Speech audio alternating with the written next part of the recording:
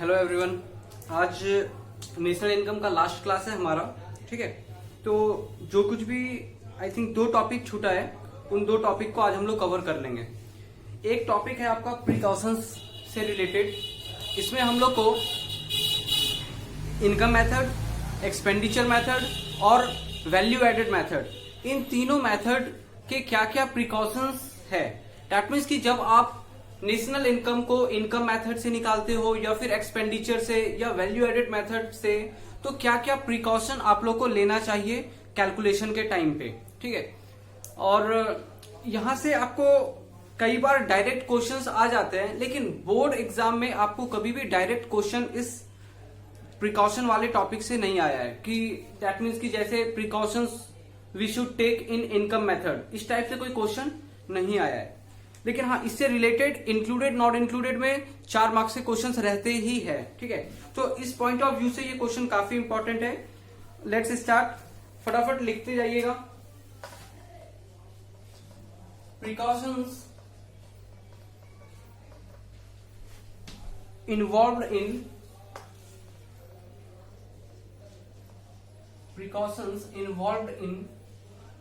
Income method.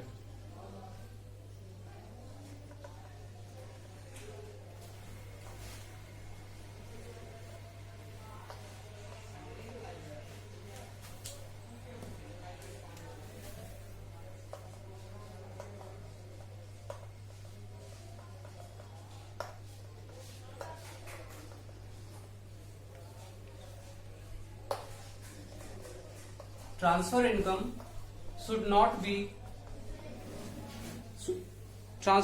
should not be included। पहला point. दूसरा point, income from illegal activities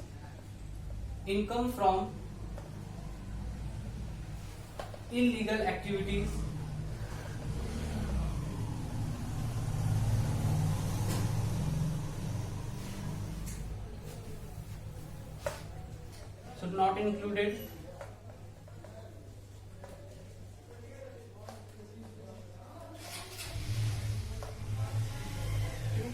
अच्छा, यहाँ पे income from illegal activities not included, तो क्या हो सकते हैं इलीगल एक्टिविटीज? एग्जांपल में लिखिएगा, स्मगलिंग।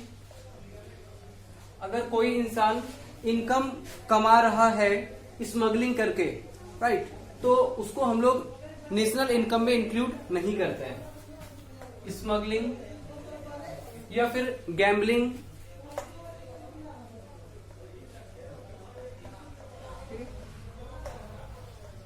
ये सारा इलीगल एक्टिविटीज है, और अगर इन एक्टिविटीज के थ्रू कोई पैसा कमा रहा है तो that income is not included in national income. Point 3,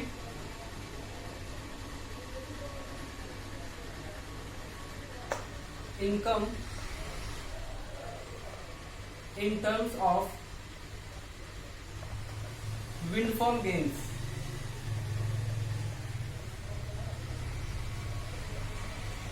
Income in terms of windfall gains should not included।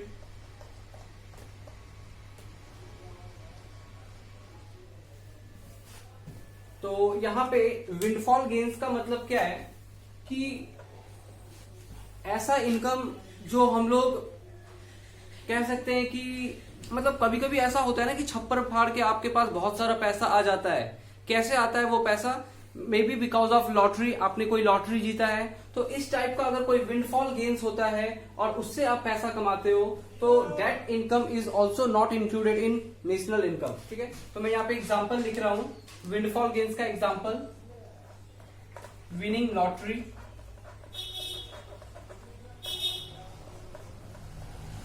ठीक है, अगर आप लॉटरी से पैसा कमाए हो तो। Point 4, imputed rent of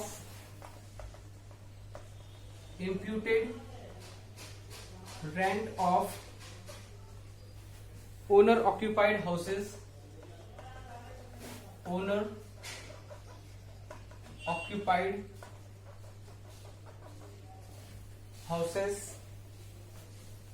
should be included,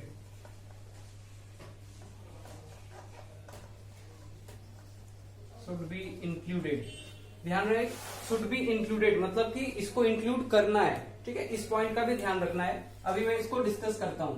fifth point, income tax paid, income tax paid out of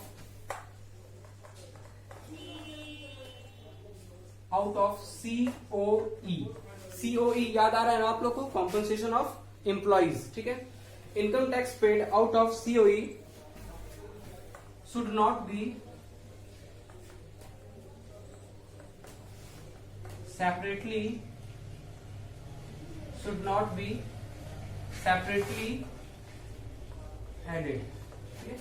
तो फटाफट ये 5 पॉइंट है, इन पॉइंट्स का आपको ध्यान रखना होता है जब भी आप इनकम मेथड के हेल्प से नेशनल इनकम का कैलकुलेशन करते हो, ठीक है। तो मैं एक एक करके पॉइंट पे आता हूं। पहला पॉइंट है transfer income. Transfer income should not B included in national income. Transfer income क्या होता है, याद है मैंने आपको डिफरेंस बिटवीन सिखाया था, transfer income, factor income. Factor income का मतलब होता है ऐसा इनकम जो आप कमा रहे हो क्योंकि आपने कोई सर्विस प्रोवाइड किया है या आपने कुछ फैक्टर्स ऑफ प्रोडक्शन का सर्विस प्रोवाइड किया है, जैसे आपने लेबर प्रोवाइड किया, आपने लैंड प्रोवाइड किया, आपने कैपिटल प्रोवाइड किया, और उसके बदले अगर आप जो पैसा कमा रहे हो जैसे wages and salary, rent, interest, ये सब क्या है, फैक्टर इनकम। सिंपली मैंने आपको बताया था कि अगर आप कोई काम कर रहे हो दूसरे के लिए और वो इंसान आपको उस काम के बदले पेमेंट कर रहा है, मतलब कि आपने भी काम किया है और उसके बदले आपको वो पेमेंट कर रहा है, तो डुअल कॉन्सेप्ट है ये, राइट। लेकिन ट्रांसफर इनकम क्या होता है, ये वन साइडेड कॉन्सेप्ट होता है। इसमें क्या होता है कि आपने कोई काम नहीं किया है, आपने कोई सर्विस प्रोवाइड नहीं किया है, आपको फोकट का पैसा मिल रहा है, फ्री ऑफ कॉस्ट आपको कोई बेनिफिट मिल रहा है, तो डेट इज ट्रांसफर इनकम। मैंने इसमें एग्जांपल दिया था आप लोगों को कि आपको जो पॉकेट मनी मिल रहा है, फ्लड विक्टिम्स को गवर्नमेंट जो मुआवजा देती है, मान के चलिए कि रेल एक्सीडेंट हो गया और रेल एक्सीडेंट में कुछ लोग मारे गए, उनके घर वालों को मुआवजा मिल रहा है, अर्थक्वेक विक्टिम्स को मुआवजा मिल रहा है, और क्या था, पेंशन मिल रहा है, old age pension, scholarship free of cost, ये सारा कुछ क्या है, ट्रांसफर इनकम। तो ट्रांसफर इनकम को हम लोग नेशनल इनकम में इंक्लूड नहीं करेंगे जब भी इनकम मेथड से काम करेंगे। तो दूसरा, इनकम फ्रॉम इलीगल एक्टिविटीज। अगर कोई इंसान पैसा कमा रहा है इलीगली, राइट, तो उसको हम लोग इनकम मेथड में इंक्लूड नहीं करते हैं। इलीगल का यहाँ पे एग्जांपल मैंने दिया है, स्मगलिंग। दैट मीन्स कि आप कोई ड्रग्स का या फिर किसी ऐसी चीज का स्मगलिंग कर रहे हैं, इंपोर्ट एक्सपोर्ट कर रहे हो जिसको गवर्नमेंट ने बैन किया हुआ है, तो स्मगलिंग करके आप पैसा कमा रहे हो, नॉट इंक्लूडेड। गैम्बलिंग, जुआ खेल रहे हो और उससे पैसा कमा रहे हो, not included in national income. फिर income in terms of windfall gains, कहने का है कि छप्पर फाड़ के आपको कहीं से बहुत बड़ा पैसा हाथ लग गया, जैसे कि लॉटरी जीता आपने, तो इस टाइप के भी इनकम को हम लोग नेशनल इनकम में इंक्लूड नहीं करते हैं विथ इनकम मेथड, ठीक है। फिर imputed rent of owner occupied houses. Imputed rent of owner occupied houses, एक एग्जाम्पल देता हूं। मान के चलिए कि आपने एक घर बनाया, आपने 3 फ्लोर का एक घर बनाया, उसमें आपने फर्स्ट फ्लोर और सेकेंड फ्लोर रेंट पे दे दिया और उससे आपको हर महीने 10,000 मिल रहा है, और थर्ड फ्लोर पे आप खुद रहते हो। क्लियर है? आपने एक बिल्डिंग बनाया, first floor second floor rent पे लगा दिया जिससे आपको 10,000 पर मंथ मिलता है, और थर्ड वाले फ्लोर पे आप खुद रहते हो, ठीक है। तो आप जिस फ्लोर पे रह रहे हो, अगर उस फ्लोर पे आप नहीं रहते तो आपने उसको भी रेंट पे दिया होता और उससे भी आपको 10,000 रुपया पर मंथ मिलता।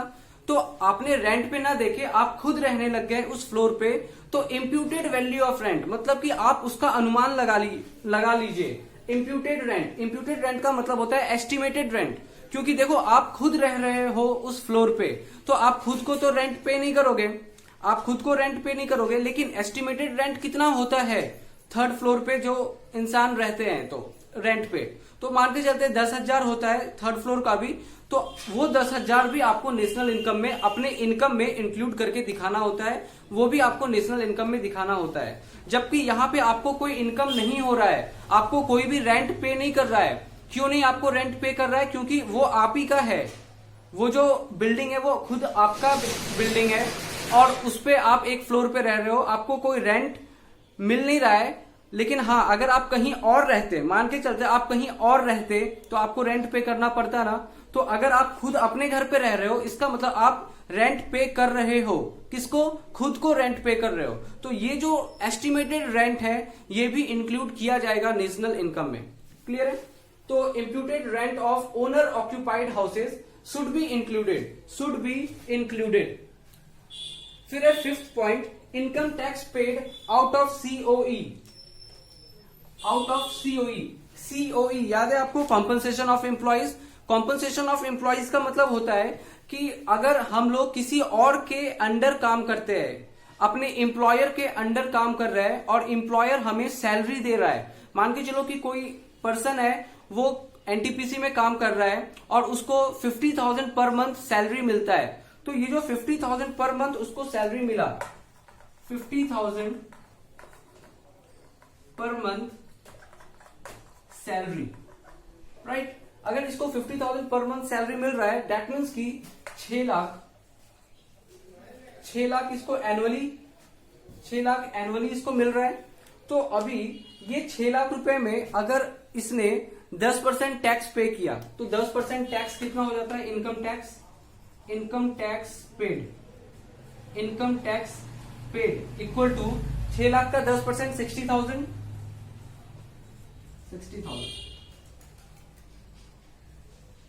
ठीक है?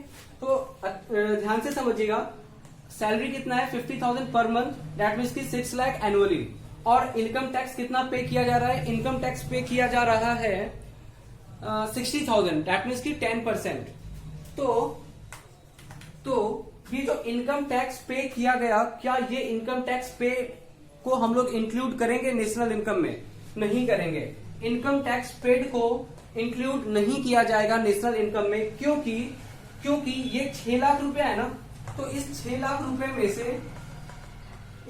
रुपए में से आपने 60,000 रुपया इनकम टैक्स पे किया। तो इसका मतलब अब आपके पास कितना बचा? आपके पास बचा है 5,40,000।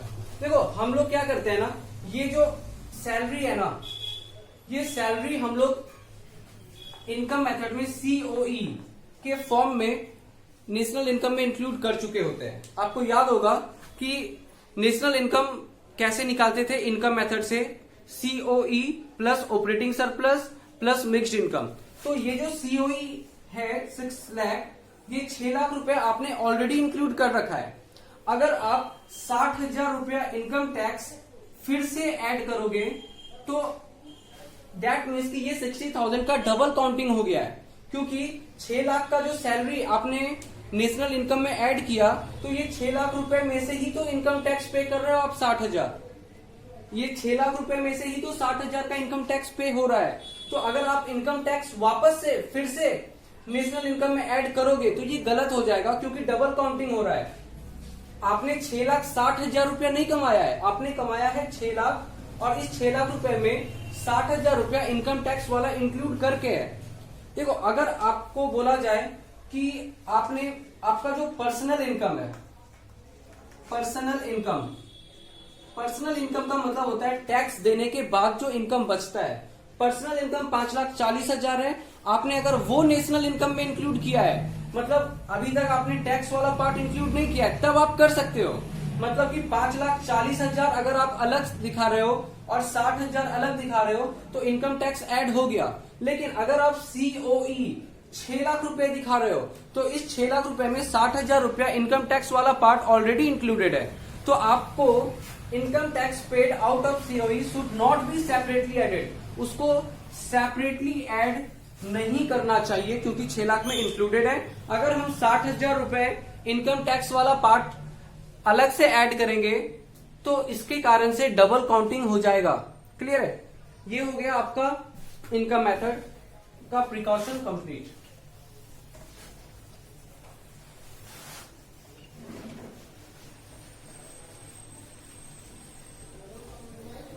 आगे लिखिएगा,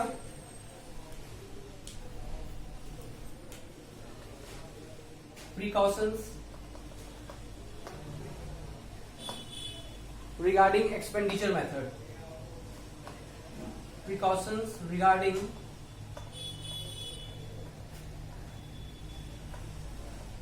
एक्सपेंडिचर मेथड।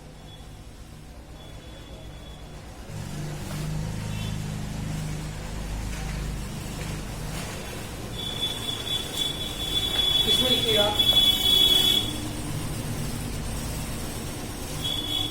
एक्सपेंडिचर ऑन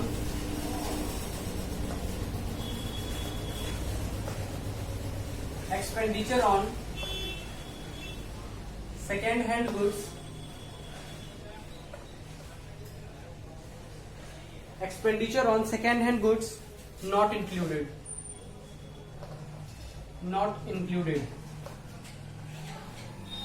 दूसरा expenditure on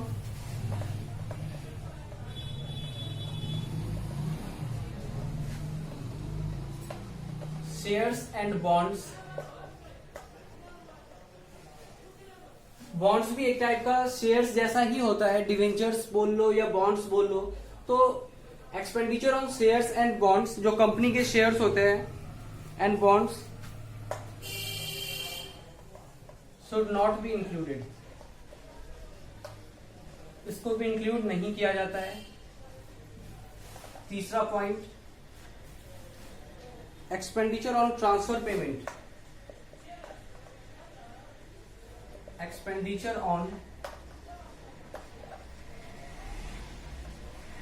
transfer payment by government,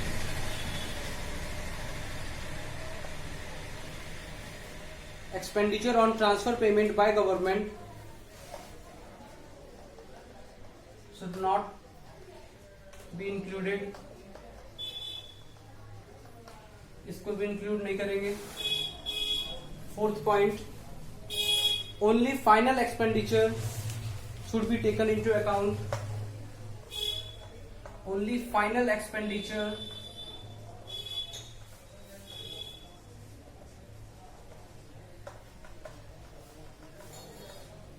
should be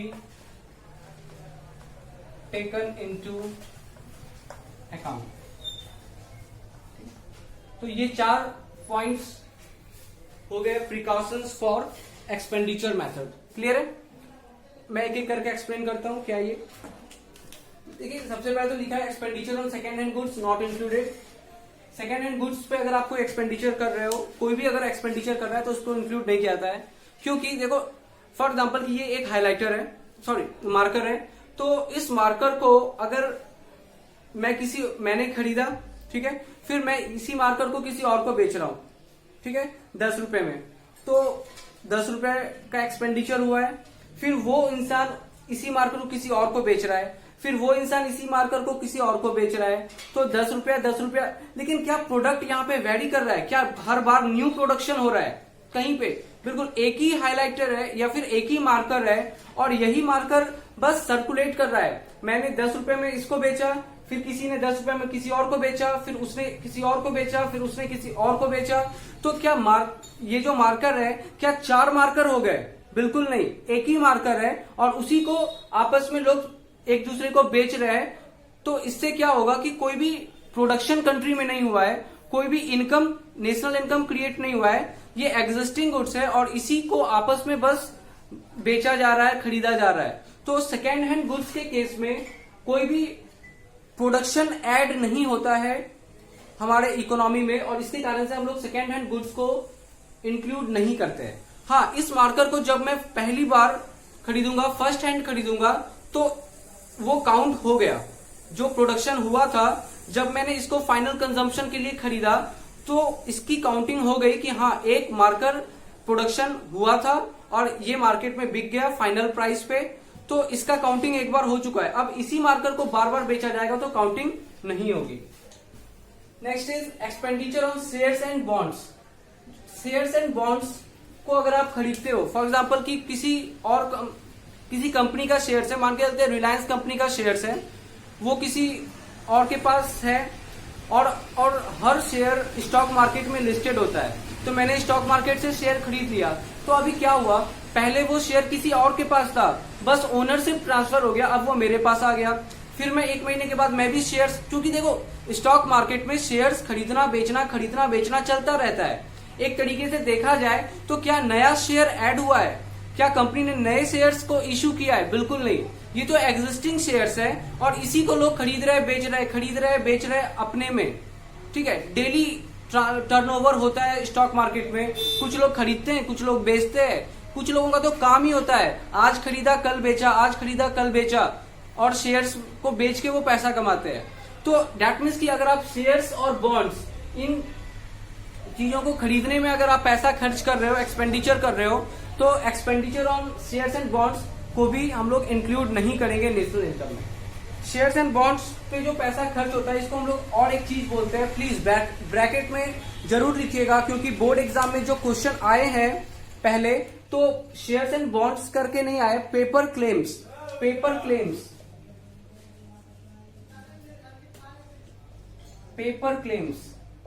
ठीक है, शेयर्स एंड बॉन्ड्स को लेके जो भी ट्रांजैक्शंस हो रहे हैं उसको हम लोग पेपर क्लेम्स भी बोलते हैं। आगे थर्ड पॉइंट पे आइएगा, expenditure on transfer payment by government should not be included. तो ट्रांसफर पेमेंट क्या है? ट्रांसफर पेमेंट जैसे मैंने अभी बोला ना, ये ट्रांसफर इनकम से ही रिलेटेड है, ट्रांसफर पेमेंट क्या हो गया, गवर्नमेंट बाढ़ आने पे बहुत लोगों का घर डूब गया, उसको पेमेंट कर रही है, मुआवजा दे रही है, तो ये एक ट्रांसफर पेमेंट हो गया। गवर्नमेंट स्कॉलरशिप दे रही है, ये एक ट्रांसफर पेमेंट हो गया। गवर्नमेंट ओल्ड एज लोगों को पेंशन दे रही है, ट्रांसफर पेमेंट हो गया। आपको पता है ट्रांसफर पेमेंट को हम लोग नेशनल इनकम में इंक्लूड नहीं करते हैं। आगे, only final expenditure should be taken into account. हम लोग को सिर्फ फाइनल एक्सपेंडिचर को ऐड करना है, ठीक है, और इंटरमीडिएट जो एक्सपेंडिचर होता है उसको इंक्लूड नहीं करना है। क्लियर है? फाइनल एक्सपेंडिचर को इंक्लूड किया जाएगा, इंटरमीडिएट एक्सपेंडिचर को इंक्लूड नहीं किया जाता है। फाइन।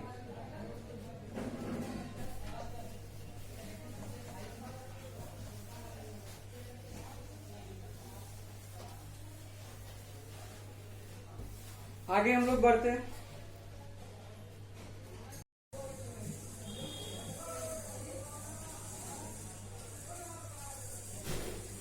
तीसरा है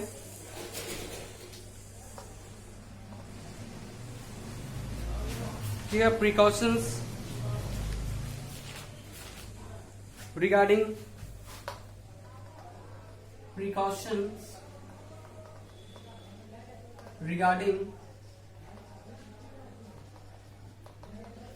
value added method.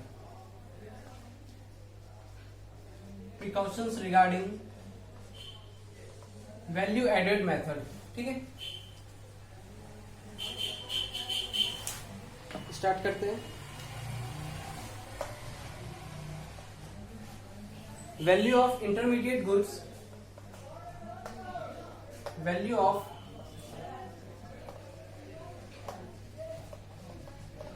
intermediate goods should not be included.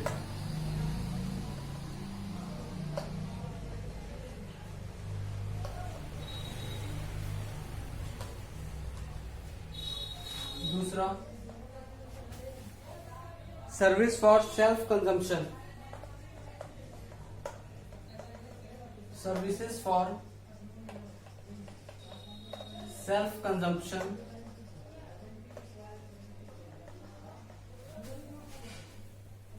are not included.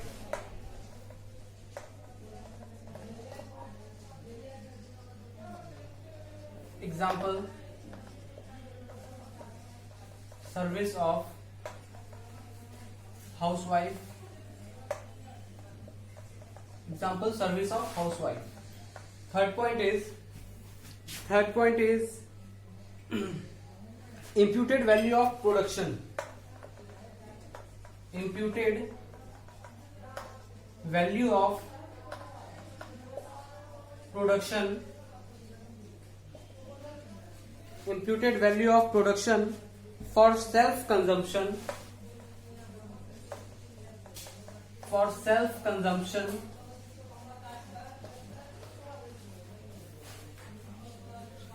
is to be included, is to be included. ध्यान रहे, is to be included, not to be included नहीं लिखा है, to be included मतलब कि include किया जाएगा. Example, wheat produced and consumed by farmer. Wheat produce किया और कंज्यूम कर लिया फार्मर ने, मतलब मार्केट में नहीं बेचा, उसने खुद कंजम्पशन कर लिया है. आगे, वैल्यू ऑफ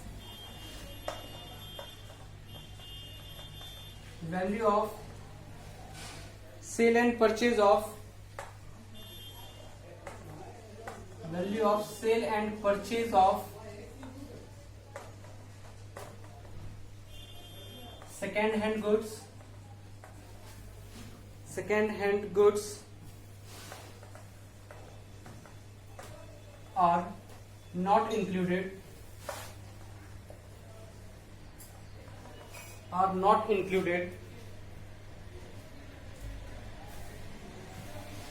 but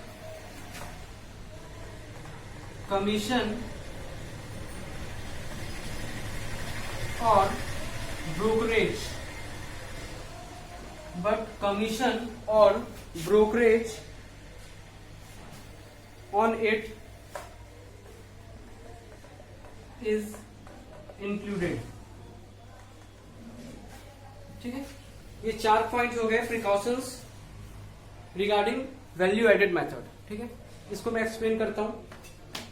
ठीक है, यहाँ पे क्या लिखा है, value of intermediate goods should not be included. ये चीज हमने ऑलरेडी डिस्कस कर रखा है कि फाइनल गुड्स को ही हम लोग इंक्लूड करते हैं नेशनल इनकम में, इंटरमीडिएट गुड्स को इंक्लूड नहीं करते हैं. क्यों नहीं करते हैं, हमने इस पे भी डिस्कस किया है. क्योंकि अगर इंटरमीडिएट गुड्स को हम लोग नेशनल इनकम में ऐड करेंगे तो उस गुड्स की डबल काउंटिंग हो जाएगी, क्योंकि उस गुड्स इंटरमीडिएट गुड्स के हेल्प से फाइनल गुड्स बनाया गया होगा और उसको नेशनल इनकम में इंक्लूड किया गया होगा. अगर और उस फाइनल गुड्स में इंटरमीडिएट गुड्स का वैल्यू ऑलरेडी इंक्लूडेड होगा, तो अगर हम इंटरमीडिएट गुड्स को सेपरेटली भी ऐड करेंगे तो इंटरमीडिएट गुड्स 2 बार काउंट हो जाएगा. एक बार जब इंटरमीडिएट गुड्स को ऐड कर रहे हैं और एक बार जब फाइनल गुड्स को ऐड करेंगे तो उसमें भी इसका वैल्यू एडेड है ऑलरेडी. तो डबल काउंटिंग को अवॉइड करने के लिए हम लोग इंटरमीडिएट गुड्स को इंक्लूड नहीं करते हैं. आगे, services for self consumption are not included. देखिए, यहाँ पे काफी इंपॉर्टेंट बात है कि सर्विसेज फॉर सेल्फ कंजम्पशन, अगर सेल्फ कंजम्पशन हो रहा है किस चीज का, सर्विस का, तो नॉट इंक्लूडेड है. लेकिन imputed value of production for self consumption, अगर कोई इम्प्यूटेड वैल्यू ऑफ प्रोडक्शन कर रहे हैं, दैट मीन्स कि गुड्स का अगर सेल्फ कंजम्पशन हो रहा है तो इंक्लूडेड है. अभी फिर से बात को समझिएगा, किसी गुड्स का प्रोडक्शन हुआ है सेल्फ कंजम्पशन के लिए तो उसको इंक्लूड किया जाएगा नेशनल इनकम में. लेकिन अगर सर्विस का सेल्फ कंजम्पशन हो रहा है तो not included in national income. ठीक है, अभी समझते हैं कैसे. जैसे कि कोई सर्विस है, जैसे कि हमारे घर में अगर कोई काम करने वाली बाई आती है और वो काम कर रही है, महीने में उसको पेमेंट कर रहा है, तो ये वाला जो पेमेंट है ये इंक्लूड होगा. लेकिन अगर हमारे घर पे हम लोग काम कर रहे हैं या फिर मम्मी काम कर रही है तो क्या हो रहा है कि उसका भी एक पेमेंट होना चाहिए, कह सकते हो आप. लेकिन जब हम लोग अपने घर पे खुद काम कर रहे हैं, कोई काम खुद से कर रहे हैं, तो उसका कोई पेमेंट का एस्टिमेशन नहीं किया जाता है, उसको नेशनल इनकम में इंक्लूड नहीं किया जाता है. लेकिन अगर कोई बाहर का आदमी या फिर किसी से हम लोग सर्विस ले रहे हैं, साफ सफाई करवा रहे हैं, काम करने वाली बाई रख रहे हैं और वो काम कर रही है, उसको पेमेंट होगा तो इंक्लूडेड है. अभी बात समझ में आ रहा है ना. सेल्फ कंजम्पशन, सर्विस का अगर सेल्फ कंजम्पशन होगा तो नॉट इंक्लूडेड है. जैसे कि हाउसवाइफ अगर सर्विस दे रही है तो नॉट इंक्लूडेड होगा. लेकिन imputed value of production for self consumption, अगर किसी गुड्स का प्रोडक्शन किया गया, अगर किसी गुड्स का प्रोडक्शन किया गया और उसको प्रोडक्शन करके हमने वो गुड्स मार्केट में बेच के पैसा नहीं कमाया, हमने उस गुड्स को खुद ही कंज्यूम कर लिया है, तो उसका वैल्यू जो भी होगा वो इंक्लूड किया जाएगा नेशनल इनकम में। देखिए यहाँ पे क्या हो रहा है कि जो भी सामान का प्रोडक्शन आपने किया है उस सामान को आप मार्केट में ना बेच के क्या कर रहे हो, खुद को बेच रहे हो।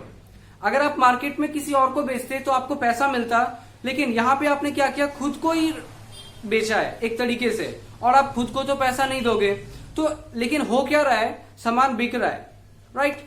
तो ध्यान रहे कि अगर गुड्स का प्रोडक्शन हुआ है और सेल्फ कंजम्पशन हो रहा है तो उसको इंक्लूड किया जाता है नेशनल इनकम में। एग्जांपल दे दिया मैंने कि व्हीट का प्रोडक्शन किया है फार्मर ने और कंजम्पशन के लिए उसने खुद ही रख लिया है, राइट। मान के चलो कोई फार्मर है, उसने 1000 केजी व्हीट का प्रोडक्शन किया, जिसमें से 800 केजी व्हीट उसने मार्केट में बेच दिया और 200 केजी व्हीट उसने सेल्फ कंजम्पशन के लिए रख लिया। तो यहाँ पे नेशनल इनकम में 1000 केजी का जो भी वैल्यू होगा वो आएगा। दैट मीन्स 800 केजी जो मार्केट में बेचा गया उसका भी नेशनल इनकम में रिकॉर्ड होगा और 200 केजी जो सेल्फ कंजम्पशन हुआ है उसका भी रिकॉर्ड आएगा नेशनल इनकम में। लास्ट है value of sale and purchase of second hand goods. Already हमने डिस्कस कर लिया है कि सेकेंड हैंड गुड्स को हम लोग रिकॉर्ड नहीं करते हैं नेशनल इनकम में, लेकिन काफी इंपॉर्टेंट बात है कि कमीशन और brokerage on it is included. मतलब कि मान के चलो कि मैंने ये मार्कर किसी को बेचा, ठीक है, और उस इंसान ने फिर इसी मार्कर को किसी और को बेचा, ठीक है। तो एक्चुअली होता क्या है कि जब भी कोई सामान बेचते हैं हम लोग तो बीच में कोई ब्रोकर होता है, बीच में कोई एक दलाल टाइप का होता है, वो क्या करता है, कमीशन लेता है कि ठीक है आपका ये जो सामान है ना ये मैं बिचवा दूंगा मार्केट में, लेकिन मुझे जितना मैं बिचवाऊंगा उसका 5% कमीशन चाहिए। तो मान के चलते हैं कि ये वाला जो मार्कर है ये 100 रुपए में मैंने बिचवाया, तो जो बिचवा रहा है ये गुड्स है किसका, मेरा। मैंने ब्रोकर को बोला मेरा ये सामान आप बिचवा दो, तो वो क्या कर रहा है, इस सामान को किसी और को बिचवा रहा है, कितने में, 100 रुपए में। तो 100 रुपए का 5% मतलब कि 5 रुपया वो ब्रोकर जो इस ट्रांजेक्शन में इंटरमीडिएट का काम कर रहा है, वो 5 रुपया जो ले रहा है कमीशन बोल के, वो कमीशन या फिर वो ब्रोकरेज को इंक्लूड किया जाएगा। डेट मीन्स की सेकेंड हैंड गुड्स का वैल्यू तो रिकॉर्ड नहीं होगा, लेकिन इस ट्रांजैक्शंस में जो भी बीच का ब्रोकर है वो या फिर कोई कमीशन एजेंट है, वो जो भी पैसा कमा रहा है कमीशन के तौर पे, वो चीज को इंक्लूड किया जाएगा नेशनल इनकम में। फाइन, चलिए एक पार्ट तो हमारा कंप्लीट हुआ, सारा का सारा हमने प्रिकॉशंस देख लिया है। अब ये जो प्रिकॉशन है ना, इधर से क्वेश्चंस आपको डायरेक्टली भी आ सकता है, डायरेक्टली पूछा जा सकता है कि right precautions we should take in national income calculation by income method, या फिर एक्सपेंडिचर मेथड, या वैल्यू एडेड मेथड।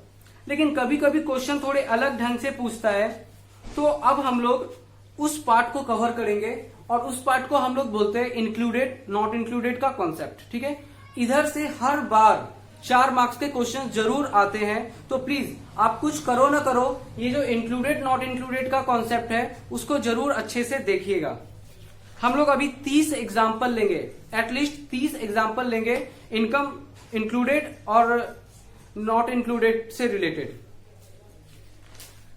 उससे पहले मैं एक छोटा सा नोट देता हूं, लिखिएगा आइटम्स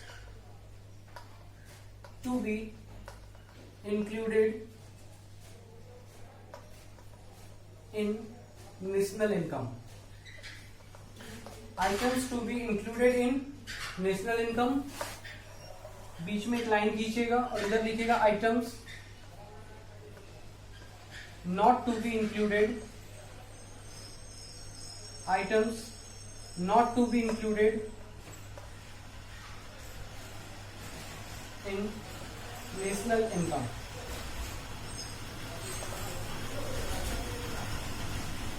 ठीक है, लेट्स स्टार्ट।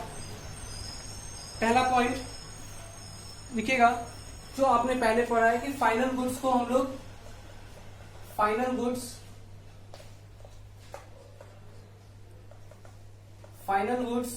को नेशनल इनकम में इंक्लूड किया जाता है, लेकिन intermediate goods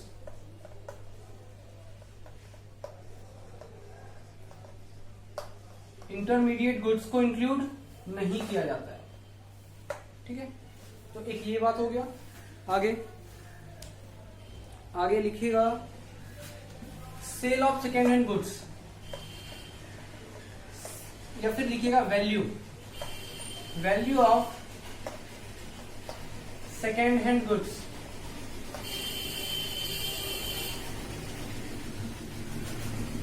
second hand goods के वैल्यू को इंक्लूड नहीं किया जाता है नेशनल इनकम में, अभी हम लोगों ने डिस्कस किया है। लेकिन कमीशन और ब्रोकरेज ऑन ट्रांजैक्शन ऑफ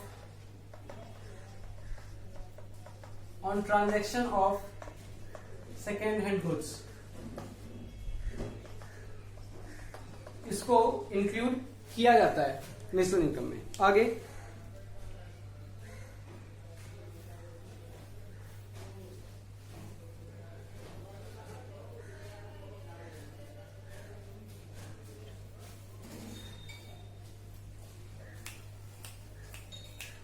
और एक चीज लिखिएगा कि free meals provided to workers. ठीक है, मैं चाहता हूं कि कंपैरिजन करके आप चीजों को समझ पाओ। Free meals provided to workers,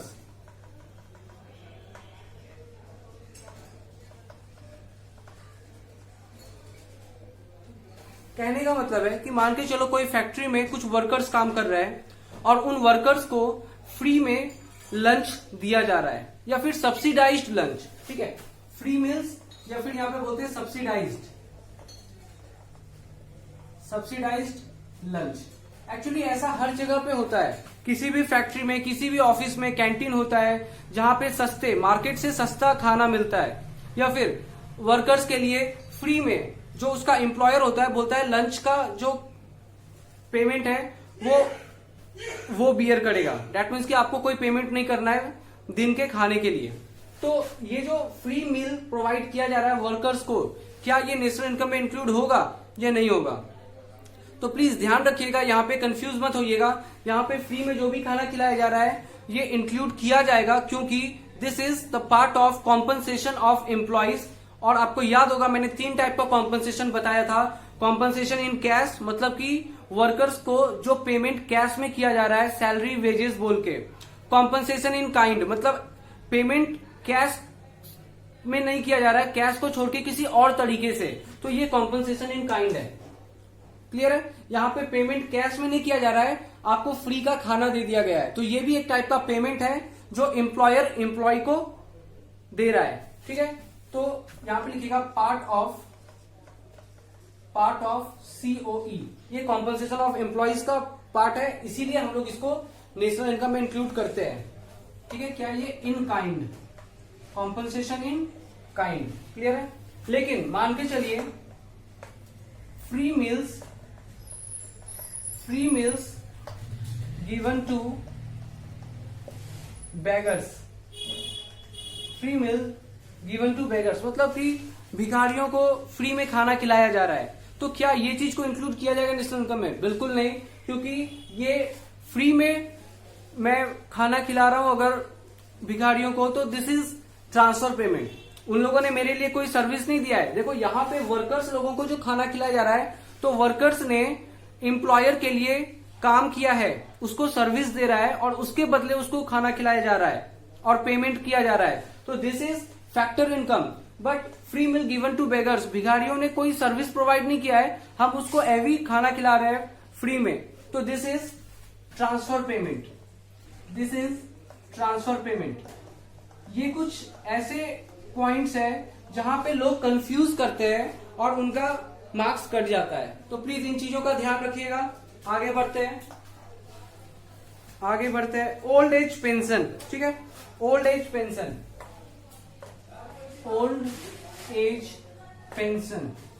मैंने आपको स्टार्टिंग में ही बताया था कि ओल्ड एज पेंशन कौन देता है?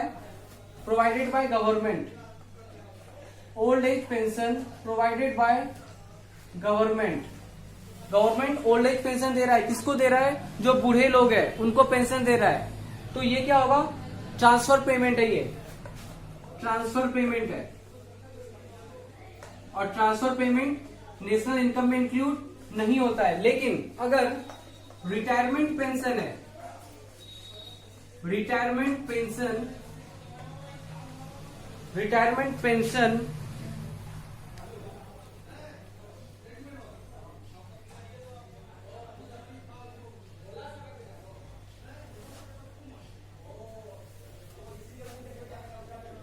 गिवन टू एम्प्लॉइज, ठीक है, एम्प्लॉइज को रिटायरमेंट पेंशन मिल रहा है, तो दिस इज अगेन, ये क्या है, social security contribution by employer. ध्यान रहे, social security contribution by employer. और याद है ना कि ये जो सोशल सिक्योरिटी कंट्रीब्यूशन होता था बाय एम्प्लॉयर, ये कहाँ आता था, ये इनकम मेथड के मेथड में, इनकम मेथड में नेशनल इनकम में इंक्लूड करते थे हम लोग। चलिए आगे क्वेश्चंस लेते हैं, कुछ examples.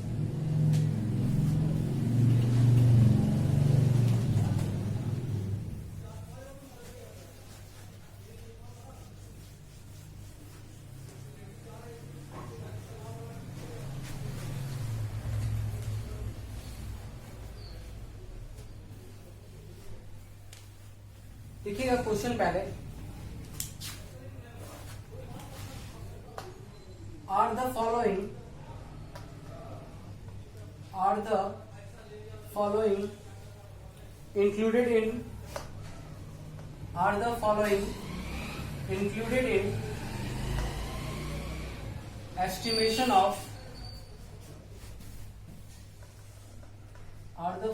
included in estimation of national income. क्या ये जो आइटम्स है उसको नेशनल इनकम में इंक्लूड किया जाएगा? Give reason,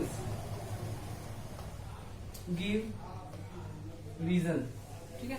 are the following included in estimation of national income, give reason. तो इस टाइप से ही क्वेश्चन आता है एग्जाम में। हम लोग इस टाइप के 30 क्वेश्चन को लेते हैं। पहला question, free clothes given to worker, free clothes given to workers, ठीक है, एक ये है। और दूसरा क्वेश्चन लेते हैं, purchase of uniform for nurses by a hospital.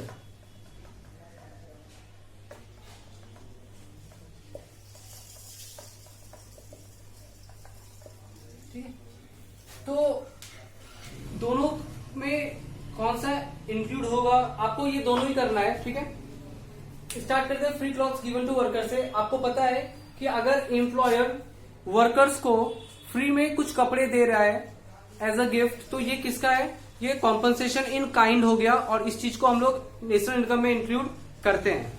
तो लिखते हैं included in national income, national income में इंक्लूड किया जाएगा। और रीजन क्या है, it is a part of COE, it is a part of COE, और ब्रैकेट में लिखिएगा कॉम्पनसेशन इन काइंड। ठीक है, तो अगर फ्री में वर्कर्स को कपड़े दिए जा रहे हैं, क्लॉथ्स, अभी ध्यान रखना है यहां पे क्या है, क्लॉथ्स दिए जा रहे हैं और यहां पे यूनिफॉर्म दिया जा रहा है। तो यहां पे क्लॉथ्स दिए जा रहे हैं, दैट मीन्स की क्लॉथ्स कोई सा भी क्लॉथ्स हो सकता है एज अ गिफ्ट जो दिया जा रहा है। लेकिन जब नर्सेस को यूनिफॉर्म दिया जा रहा है, तो यूनिफॉर्म क्या है ना कि दिस इज इंटरमीडिएट एक्सपेंडिचर। अगर कोई हॉस्पिटल है और वो हॉस्पिटल नर्सेस को के जो यूनिफॉर्म का खर्चा है वो कर रहा है, उनके लिए यूनिफॉर्म परचेज कर रहा है और खर्चा हो रहा है, तो ये जो यूनिफॉर्म है नर्सेस को जो मिलेगा ये इंटरमीडिएट कंजम्पशन है उस हॉस्पिटल का। बात को समझिएगा कि क्लॉथ्स और यूनिफॉर्म में काफी डिफरेंस है। नर्सेस को जो यूनिफॉर्म दिया जा रहा है वो हॉस्पिटल का खर्चा है, हॉस्पिटल पे यूनिफॉर्म प्रोवाइड करता है और वो हॉस्पिटल इसको अपना खर्चा दिखाता है, इंटरमीडिएट एक्सपेंडिचर दिखाता है। ठीक है, तो that's why it is not included in national income. लिखिएगा not included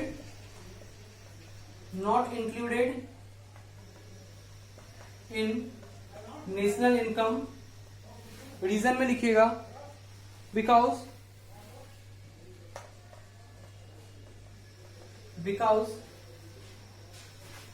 it is intermediate expenditure, because it is intermediate expenditure by hospital। ठीक है, आगे purchase of car by household.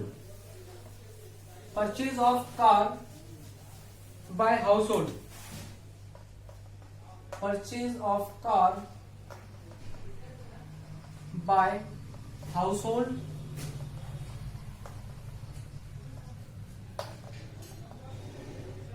Fourth है purchase of car by taxi driver. ठीक है, देखिए दोनों ही चीजें नेशनल इनकम में इंक्लूड होंगे। आप अगर कार परचेज कर रहे हो, हाउसहोल्ड कार परचेज कर रहा है तो ये इंक्लूडेड होगा, तो लिखते हैं इंक्लूडेड इन नेशनल इनकम। क्यों?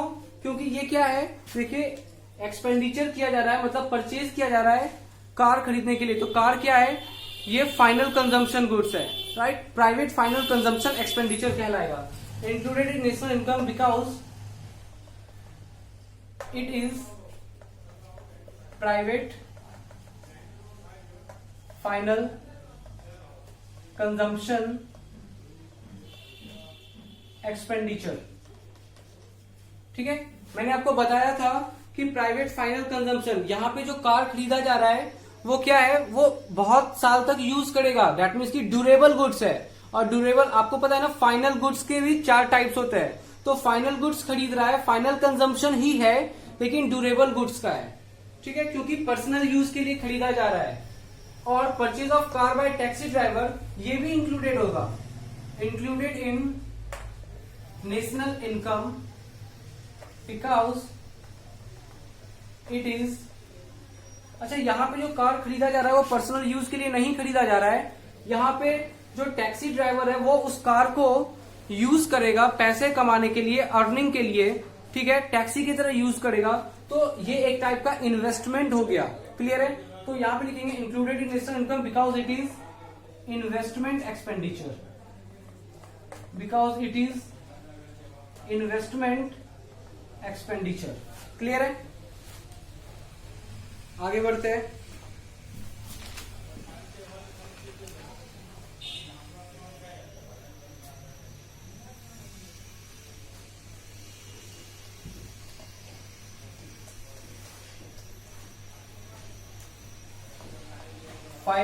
फाइव नंबर सारा आपको नोट डाउन करते जाना है। 5 number is commission received by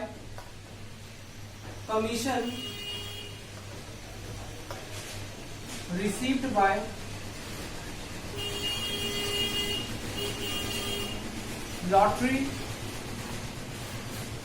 ticket seller. ठीक है, तो यहां पे बोल रहा है कि लॉटरी टिकट सेलर है और उसने जो भी लॉटरी के टिकट्स बेचे उस पे कमीशन है।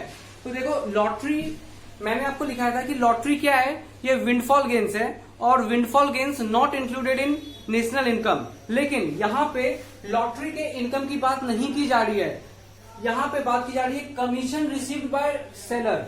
और कमीशन कोई भी हो वो इंक्लूडेड होता है नेशनल इनकम में।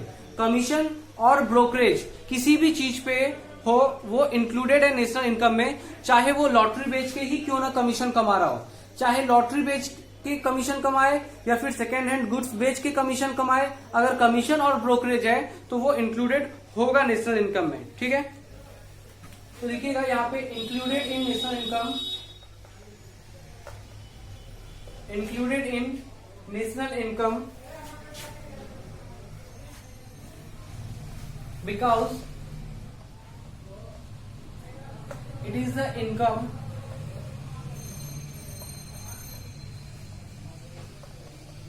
for his service। एक सर्विस प्रोवाइड कर रहा है, फॉर हिज सर्विस, एक सर्विस प्रोवाइड किया जा रहा है, उसके बदले इनकम जनरेट हो रहा है, तो आएगा। नेक्स्ट 6th लिखिएगा, production for self consumption by farmer, production for self consumption, production for self consumption by farmer. Already आपको पता है कि सेल्फ कंजम्पशन अगर फार्मर करता है, फार्मर ने प्रोडक्शन किया और फार्मर ने ही कंजम्पशन किया, तो वो चीज इंक्लूड किया जाएगा नेशनल इनकम में। तो लिखिएगा included in national income because included in national income, included in national income because it results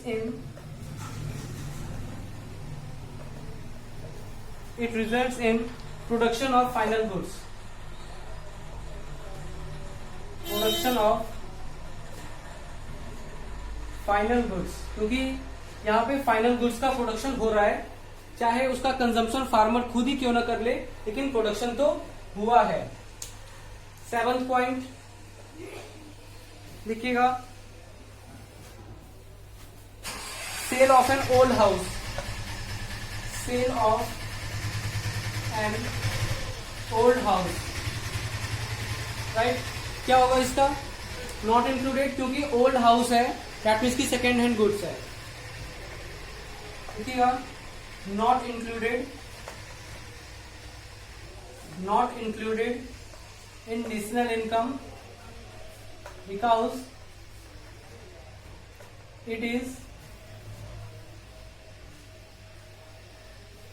is already existing object, it is already existing object, पहले से एग्जिस्ट करता है, कुछ नया ऐड नहीं किया गया है, प्रोडक्शन नहीं हुआ है, और it is second hand goods, और it is second hand goods, इसीलिए इंक्लूड नहीं किया जाएगा। आगे लिखिएगा 8 number, expenditure on purchase of shares, expenditure on purchase of shares.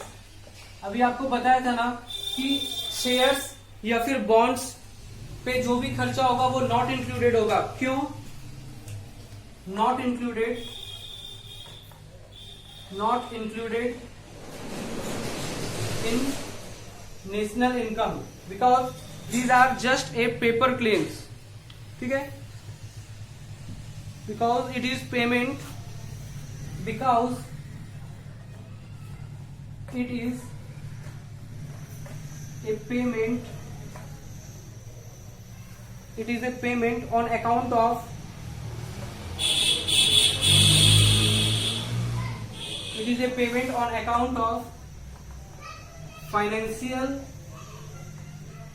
और पेपर क्लेम्स, फाइनेंशियल क्लेम्स या फिर पेपर क्लेम्स। तो जो भी फाइनेंशियल क्लेम्स या फिर पेपर क्लेम्स होते हैं उस पे अगर आप एक्सपेंडिचर कर रहे हो तो नॉट इंक्लूडेड होगा। आपको याद रखना है, this is the key point, financial और paper claims, this is the reason, और इसको इंक्लूड नहीं किया जाता है नेशनल इनकम में, ठीक है। आगे बढ़ते हैं, insurance premium paid by employees, ठीक है।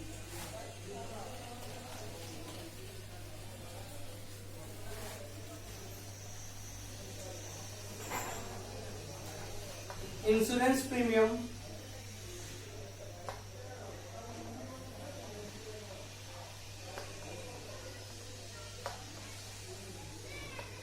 Paid by employees. तो अच्छा, यहाँ पे जो प्रीमियम पे हो रहा है वो कौन पे कर रहा है? एम्प्लॉइज पे कर रहा है। और मैंने आपको बताया था कि जो भी इस टाइप का प्रीमियम होता है इंश्योरेंस स्कीम के अंदर, जो भी इंश्योरेंस स्कीम के अंदर प्रीमियम पे होता है, अगर ये कहलाता है सोशल सिक्योरिटी कंट्रीब्यूशन। और अगर ये social security contribution by employer है, अगर ये social security contribution by employer है तो रिकॉर्ड होगा नेशनल इनकम में। अगर बाय एम्प्लॉइज है तो ये सेपरेटली रिकॉर्ड नहीं होगा, क्योंकि कॉम्पनसेशन ऑफ एम्प्लॉइज में ऑलरेडी इंक्लूडेड होता है एम्प्लॉइज वाला पार्ट। मैं फिर से रिपीट कर रहा हूं, सीओई में एम्प्लॉइज का कॉन्ट्रीब्यूशन ऑलरेडी इंक्लूडेड होता है, और कॉन्ट्रीब्यूशन जो एम्प्लॉयर कर रहा है वो इंक्लूड नहीं होता है। तो हम लोग social security contribution by employer को अलग से ऐड करते हैं, लेकिन एम्प्लॉइज वाला जो कॉन्ट्रीब्यूशन है वो नॉट इंक्लूडेड सेपरेटली। ठीक है, तो इसके रीजन में लिखिएगा, इट इज नॉट, लिखिएगा not included, not included in national income because payment is made by, because payment is made by employees। ठीक है, because payment is made by employees, क्योंकि employees पेमेंट कर रहा है। ठीक है, और ब्रैकेट में लिखिएगा social security contribution by employer is added to national income। ठीक है, दैट मीन्स कि social security contribution by employer होता, अगर एम्प्लॉयर होता तो जरूर हम लोग ऐड करते। आगे 10 नंबर,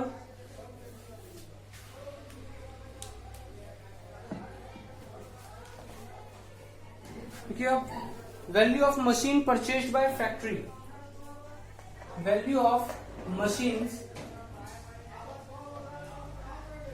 परचेज्ड बाय फैक्ट्री।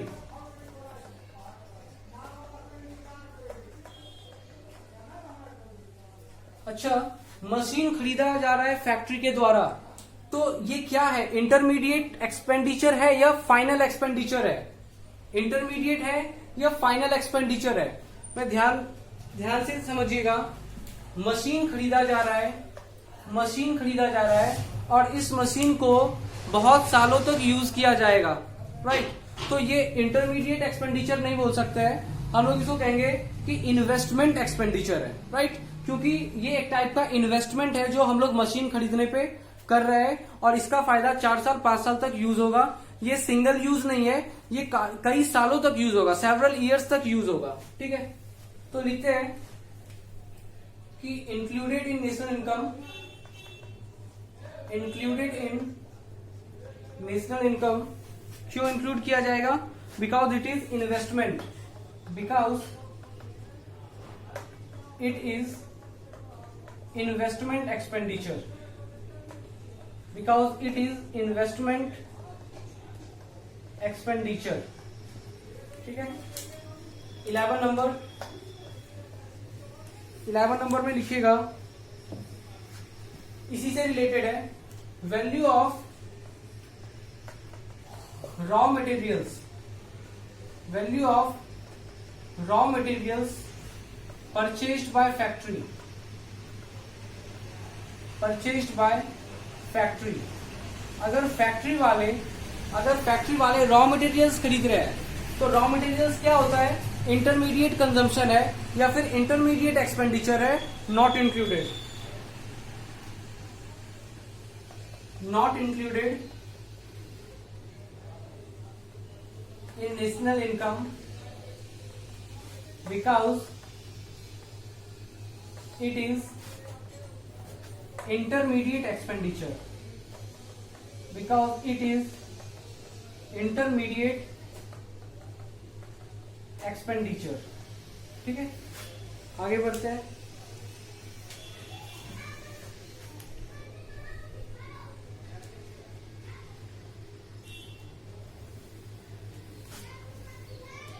एक क्वेश्चन है, लिखिए services of house wife, 12 number, services of house wife. इसका ऑलरेडी मैंने एग्जांपल दे रखा है। This is services for self consumption. Self consumption किस चीज का हो रहा है? सर्विस का, और वो नॉट इंक्लूडेड होता है। तो लिखिएगा not included because it is self consumption of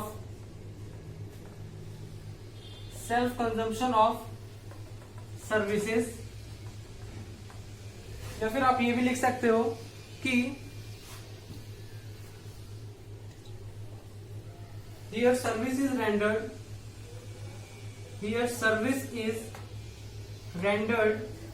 या फिर service is provided out of love and affection।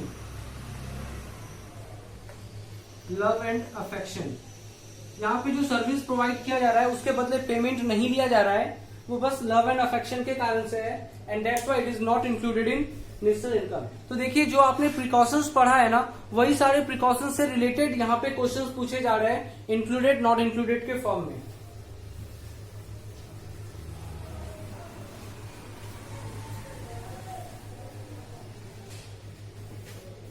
Next is expenditure on providing police service by government।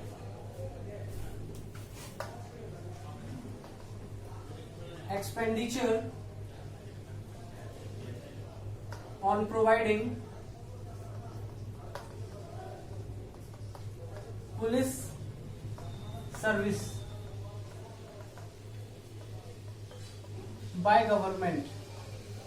Government ने जो पुलिस सर्विस प्रोवाइड किया है, मैंने स्टार्टिंग में जब एक्सपेंडिचर मेथड पढ़ा रहा था तो वहां पे मैंने आपको प्राइवेट फाइनल कंजम्पशन एक्सपेंडिचर और गवर्नमेंट फाइनल कंजम्पशन एक्सपेंडिचर में डिस्कस किया था ये पॉइंट। तो जो भी एक्सपेंडिचर हो रहा है, गवर्नमेंट कर रहा है providing police service, it is included in national income.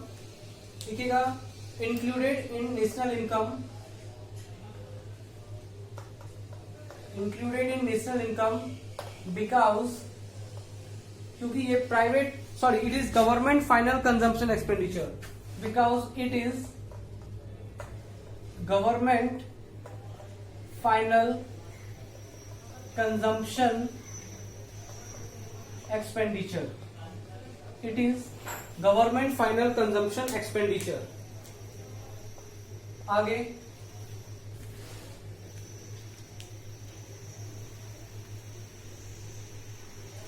देखिएगा, increase in price of stock lying with A trader. Increase in price of stock, increase in price of stock lying with A trader. कहने का मतलब है कि कोई shopkeeper है, उसने क्या किया, बहुत सारा सामान खरीद के रखा हुआ था अपनी दुकान पे, और वो जो स्टॉक उसके गोडाउन में पड़ा हुआ है उसका वैल्यू बढ़ गया, मार्केट में थोड़ा उसका प्राइस राइज कर गया। तो क्या इससे जो फायदा हो रहा है, ये जो प्राइस राइज हुआ है, वो नेशनल इनकम में रिकॉर्ड होगा? बिल्कुल नहीं होगा, क्योंकि इससे कुछ भी प्रोडक्शन नहीं हुआ है कंट्री में। एग्जिस्टिंग गुड्स था और उसी का दाम बढ़ गया, तो इससे नेशनल इनकम नहीं बढ़ेगा। क्लियर है? एक्चुअल में अगर कुछ रियल जीडीपी एक्चुअल में प्रोडक्शन होता तो हम लोग उसको नेशनल इनकम में रिकॉर्ड करते हैं। यहाँ पे एग्जिस्टिंग गुड्स का ही क्या हो रहा है, सिर्फ वैल्यू बढ़ रहा है, उसका प्राइस बढ़ रहा है। तो लिखिएगा नॉट इंक्लूडेड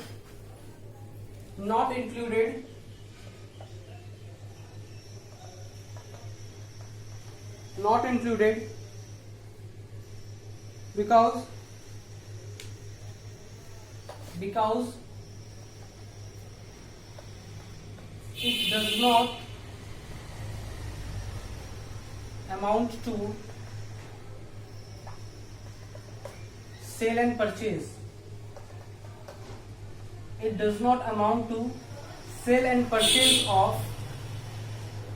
गुड्स, क्योंकि वो जो गुड्स है उसका सेल या परचेज कुछ नहीं हुआ है, वो बस आपके गोडाउन में पड़ा हुआ है और इससे कोई भी इफेक्ट नहीं पड़ेगा।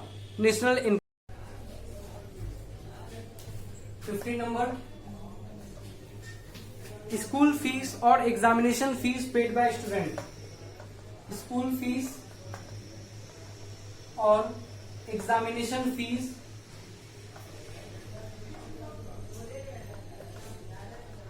Paid by student.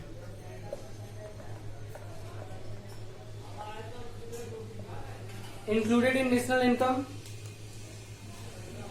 इंक्लूड किया जाएगा, included in national income because ये क्या है, फाइनल कंजम्पशन एक्सपेंडिचर है। हम लोग स्कूल में पढ़ रहे हैं या फिर स्कूल में जो एग्जाम्स हो रहे हैं उसके लिए पेमेंट कर रहे हैं, हम लोग एक सर्विस कंज्यूम कर रहे हैं। जैसे कि हम लोग गुड्स कंज्यूम करते हैं तो उसके लिए जो एक्सपेंडिचर करते हैं दैट इज क्या है, वो फाइनल कंजम्पशन एक्सपेंडिचर है, क्योंकि हम लोग सामान खरीद रहे हैं, गुड्स खरीद रहे हैं फाइनल यूज के लिए, तो that is final consumption expenditure. उसी तरीके से सर्विस खरीद रहे हैं, कौन सा सर्विस, स्कूल का सर्विस, दैट मीन्स की एजुकेशन सर्विस हम लोग ले रहे हैं और उसके लिए पेमेंट कर रहे हैं, तो ये भी एक फाइनल कंजम्पशन एक्सपेंडिचर है। तो included in national income because it is final consumption expenditure, या फिर प्राइवेट फाइनल कंजम्पशन एक्सपेंडिचर कह सकते हैं, final consumption expenditure, final consumption expenditure. आगे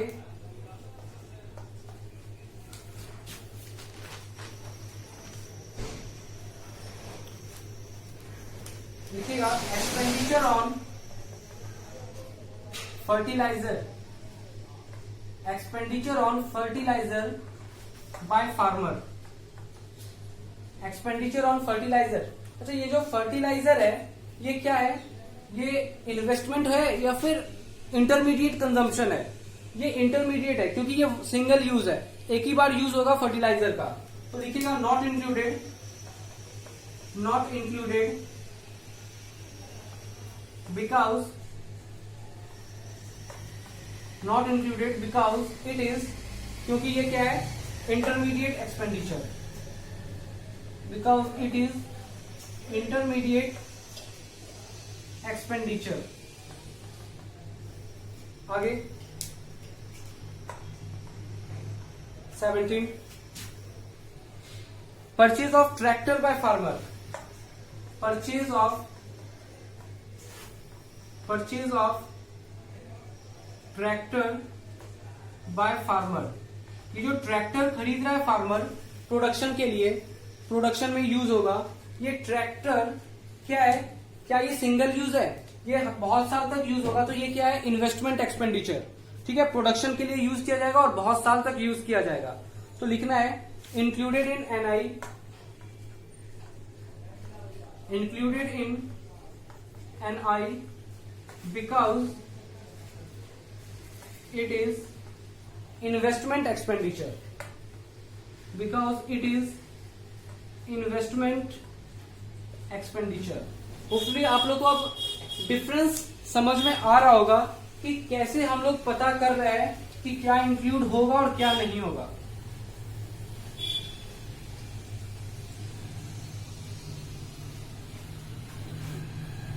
एग्जाम में काफी बार कुछ क्वेश्चन आए हैं इंटरेस्ट ऑन लोन को लेके, तो एक नोट डालिएगा, this is very important note, क्योंकि मैंने ऑब्जर्व किया है कि अगर 4 मार्क्स का क्वेश्चन आता है इंक्लूडेड नॉट इंक्लूडेड से रिलेटेड, तो उसमें से 2 मार्क्स के क्वेश्चन, 2 मार्क्स तो ये इंटरेस्ट ऑन लोन से रिलेटेड होता है। तो लिखिएगा नोट डाल के, payment of interest on loan, payment of interest on loan, loan पे जो इंटरेस्ट पे कर रहे हैं उसके बारे में।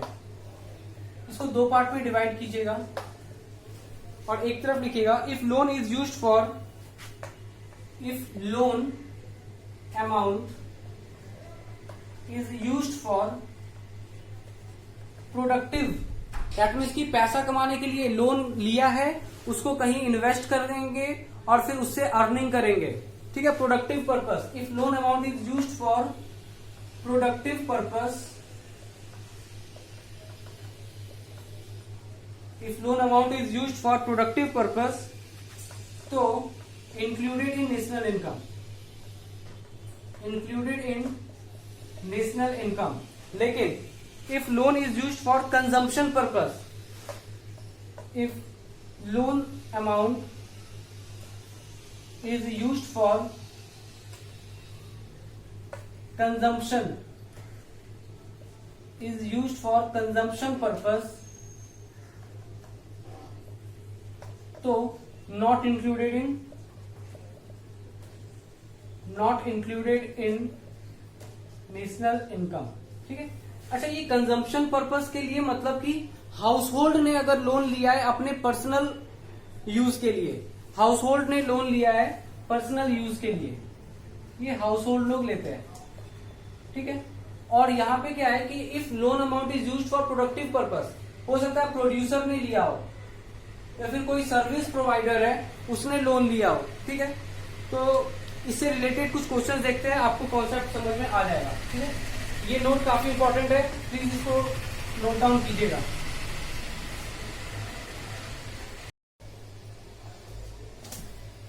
18 number, payment of interest by firm, payment of interest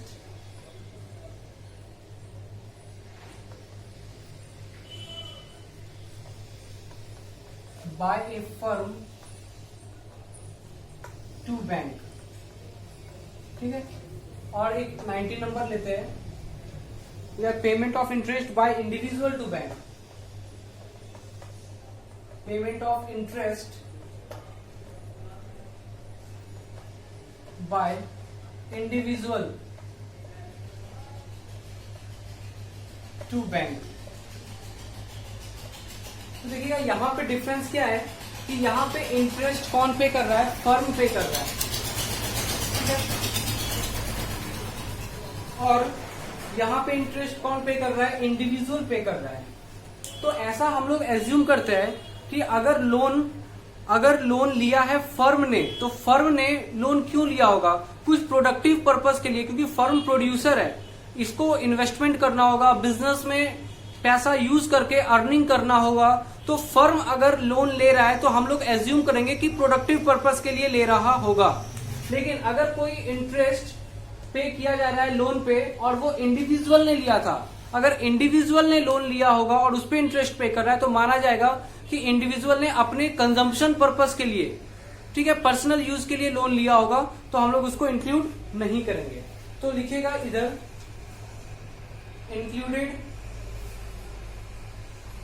included in national income because firm borrow money for productive purpose, because firm borrows money for productive purpose, ठीक है। लेकिन यहां पे क्या है, payment of interest on loan by individual to bank, तो individual pay कर रहा है, लिखेंगे not included in national income because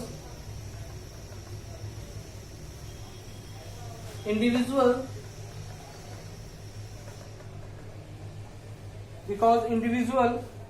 uses loan amount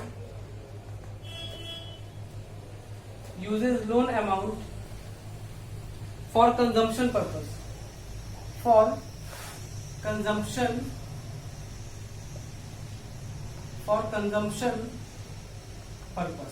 ठीक है। आगे देखिएगा, payment of interest by bank to individual, payment of interest यहां पे उल्टा हो रहा है, ध्यान रखिएगा यहां पे उल्टा है, payment of interest by bank to individual,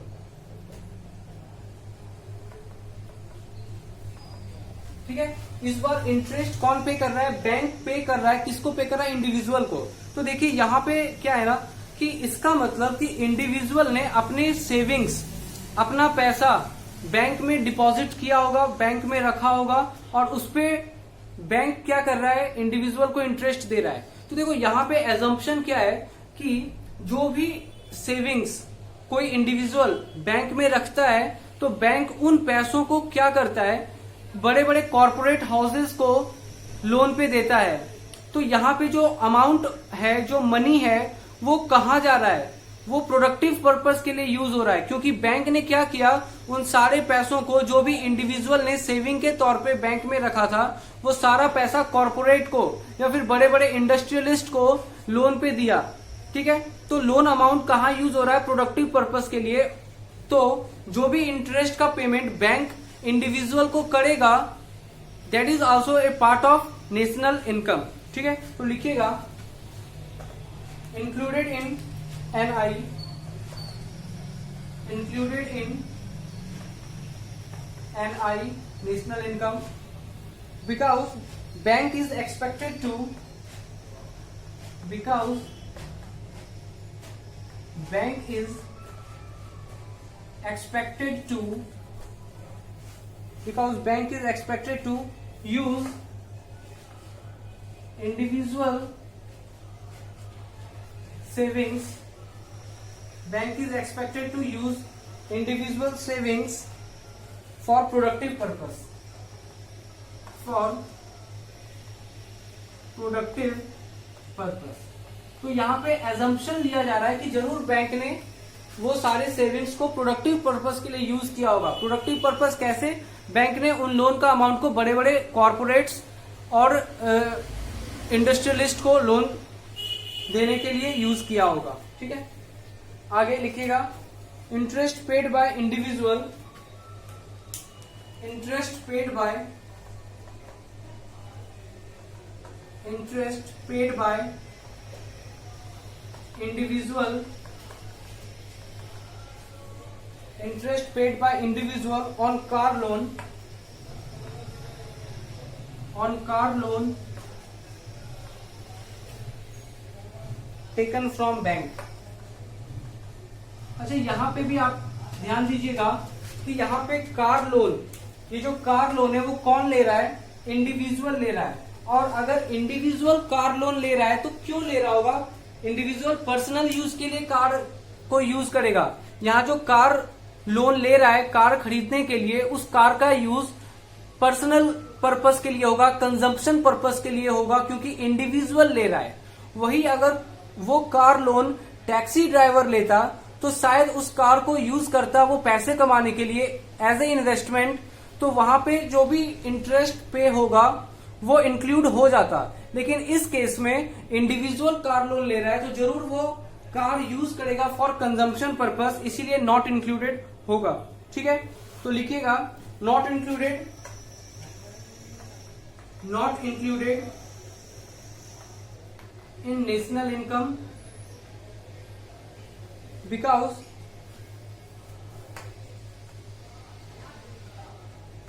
here car is used by individual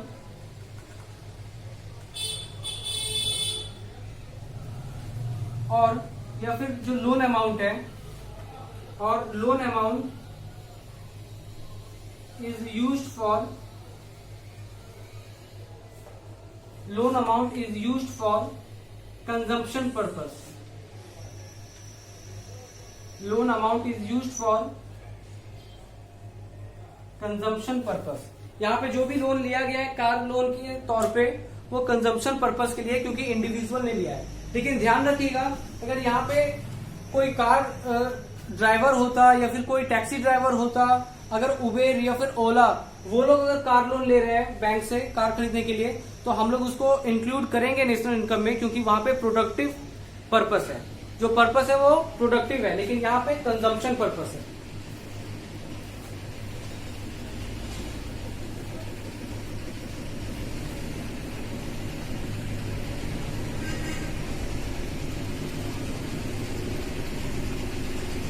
ठीक है, आगे नेशनल डेब्ट इंटरेस्ट।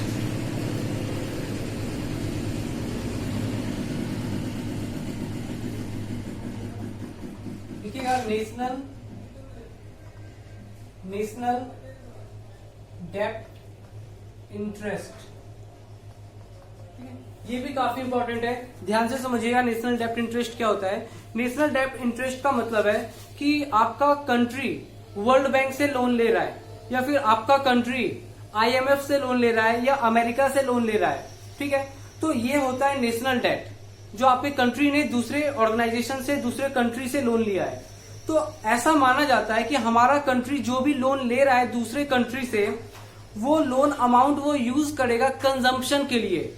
ऐसा माना जाता है कि जो भी लोन अमाउंट लिया गया है हमारे कंट्री के द्वारा दूसरे कंट्री या फिर दूसरे ऑर्गेनाइजेशन से, वो अमाउंट को यूज किया जाएगा फॉर कंजम्पशन पर्पस, ठीक है, एक देश के कंजम्पशन में। शायद वो कंजम्पशन क्या हो सकता है? वो कंजम्पशन हो सकता है गवर्नमेंट फाइनल कंजम्पशन एक्सपेंडिचर जैसा, ठीक है। तो इसीलिए हम लोग उसको नॉट इंक्लूडेड करते हैं। तो लिखिएगा यहाँ पे not included in national income because it is assumed that government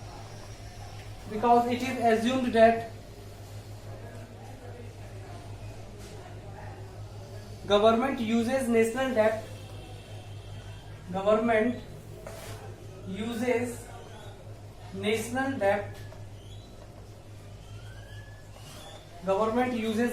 debt for consumption purpose,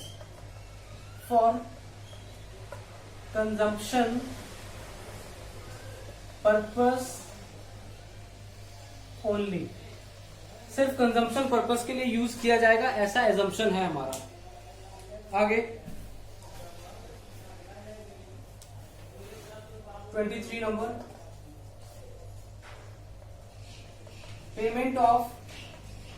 payment of interest on loan,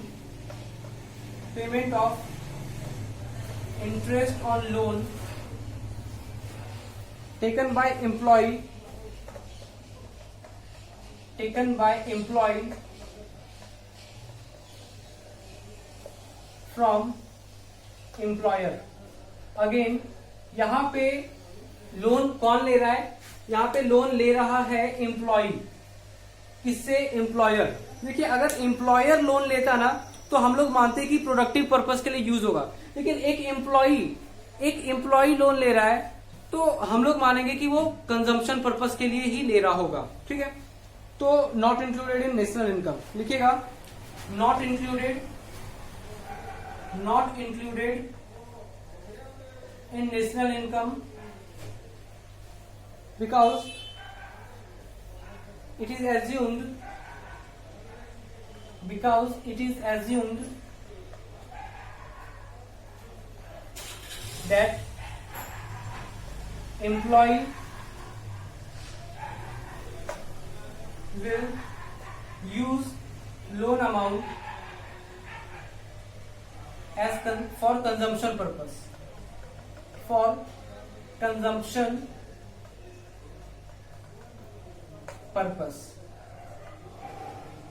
ठीक है। आगे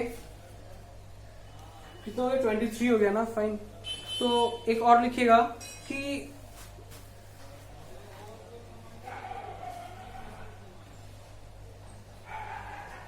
पेमेंट ऑफ कॉर्पोरेट टैक्स, ठीक है, पेमेंट ऑफ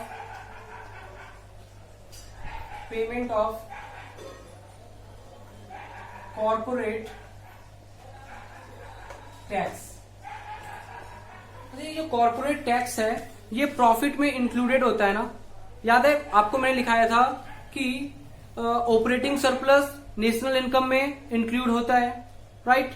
और ऑपरेटिंग सरप्लस में क्या आ जाता है? Rent, interest, royalty, profit. और इस प्रॉफिट वाले में, प्रॉफिट में 3 चीज आता है, कॉर्पोरेट टैक्स, कॉर्पोरेट सेविंग और डिविडेंड। तो यहां पे देखिए ऑपरेटिंग सरप्लस नेशनल इनकम में इंक्लूडेड है? बिल्कुल हाँ है। और दैट मीन्स कि प्रॉफिट भी इंक्लूडेड है? बिल्कुल है। और अगर प्रॉफिट इंक्लूडेड है इसका मतलब है कॉर्पोरेट टैक्स भी इंक्लूडेड है। ठीक है, इसका मतलब corporate tax already national income में इंक्लूडेड होता है जब हम लोग ऑपरेटिंग सरप्लस को ऐड करते हैं या फिर जब हम लोग प्रॉफिट को ऐड करते हैं, उसमें कॉर्पोरेट टैक्स अपने आप पहले से इंक्लूडेड रहता है। तो आपको सेपरेटली कॉर्पोरेट टैक्स को इंक्लूड नहीं करना है अगर क्वेश्चन में दिया हुआ हो तो लिखते हैं यहां पे नॉट इंक्लूडेड, ठीक है, because not included in national income because it is paid out of income, because it is paid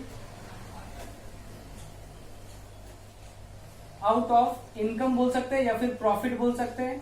it is paid out of income या फिर profit and therefore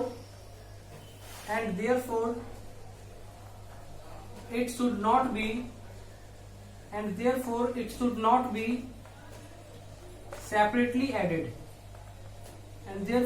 not be separately added, clear है?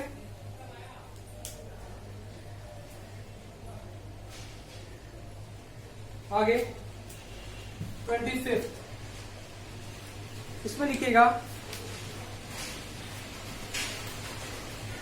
Death duty, excise duty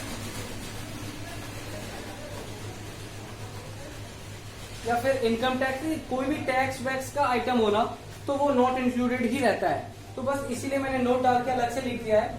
बस आप यहां पे लिख लीजिए not included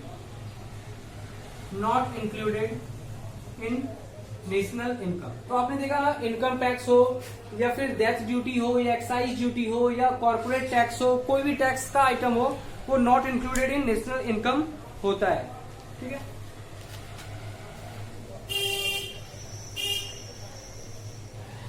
अच्छा आज के लिए हम लोग इतना ही रखते हैं। बाकी 5 या 10 है, आई थिंक मैक्सिमम 10 होंगे। ये 10 हम लोग नेक्स्ट क्लास में लेके उसके बाद money and banking next class में स्टार्ट करेंगे। आई थिंक 15 मिनट का काम है, 10 पॉइंट है वो लेके नेक्स्ट क्लास में और उसके बाद मनी बैंकिंग स्टार्ट करेंगे। Thank you so much.